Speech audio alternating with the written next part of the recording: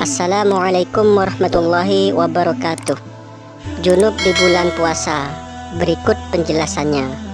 Sahabat beriman, bulan Ramadan sudah menjadi kebiasaan umat muslim untuk melaksanakan puasa. Puasa yang dimaksud adalah menahan diri dari makan, minum, ataupun nafsu. Nah, bagaimana jika junub atau sehabis berhubungan badan tapi hendak berpuasa? Sebelum melanjutkan, klik like, subscribe, komen, dan share. Dan jangan lupa nyalakan tombol loncengnya agar tidak terlewatkan jika ada notifikasi terbaru dari channel Islam Berbagi Ilmu. Sahabat beriman, ketika orang junub atau punya hadas besar karena selesai melakukan hubungan badan ataupun mimpi basah ataupun onani di saat bulan puasa di malam hari, kemudian belum mandi hingga masuk subuh, apakah puasanya sah? Kasus yang biasanya terjadi, mereka junub di malam hari dan ketiduran, kemudian bangun setelah masuk subuh. Karena ketidaktahuannya, ada sebagian orang yang enggan dan ragu berpuasa karena belum mandi junub ketika masuk subuh. Yang lebih parah lagi, ada yang sampai tidak sholat subuh karena melanjutkan tidur hingga pagi hari. Padahal semua tindakan ini, meninggalkan sholat dan meninggalkan puasa tanpa alasan yang benar menurut syariat Islam, adalah dosa yang besar. Sementara belum mandi ketika masuk subuh bukan alasan yang memperbolehkan seseorang meninggalkan puasa. Bukanlah syarat sah puasa seseorang harus suci dari hadas besar atau kecil. Ini berbeda dengan sholat dan tawaf di Ka'bah. Orang yang hendak sholat atau tawaf harus suci dari hadas besar atau kecil. Dan jika terjadi hadas di tengah-tengah sholat, maka sholatnya batal. Lain halnya dengan puasa. Jika puasa harus suci dari hadas, maka semua orang akan kerepotan karena harus menahan kencing seharian penuh.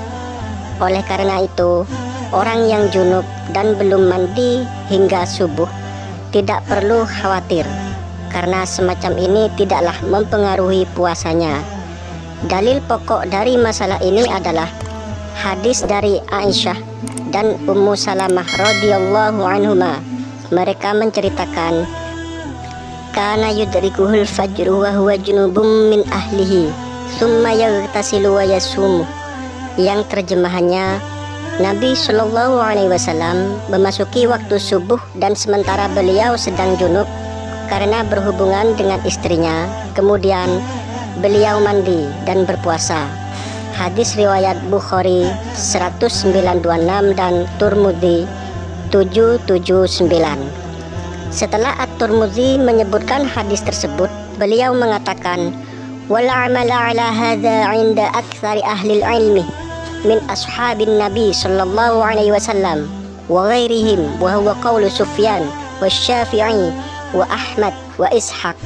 Yang terjemahannya, inilah yang dipahami oleh mayoritas ulama di kalangan para ulama Nabi sallallahu alaihi wasallam dan yang lainnya, dan ini merupakan pendapat Sufyan, As-Tsauri, Asy-Syafi'i, Ahmad, dan Ishaq bin Rahuyah. Sunan At-Tirmidzi 3/140. Ketika orang junub bangun tidur dan dia berada dalam keadaan harus memilih antara mandi dan sahur, lalu apa yang harus didahulukan? Dari penjelasan di atas, kita punya kesimpulan bahwa mandi junub tidak harus sebelum subuh. Orang boleh mandi junub setelah masuk subuh dan puasanya tetap sah. Sementara sahur batas terakhirnya adalah subuh.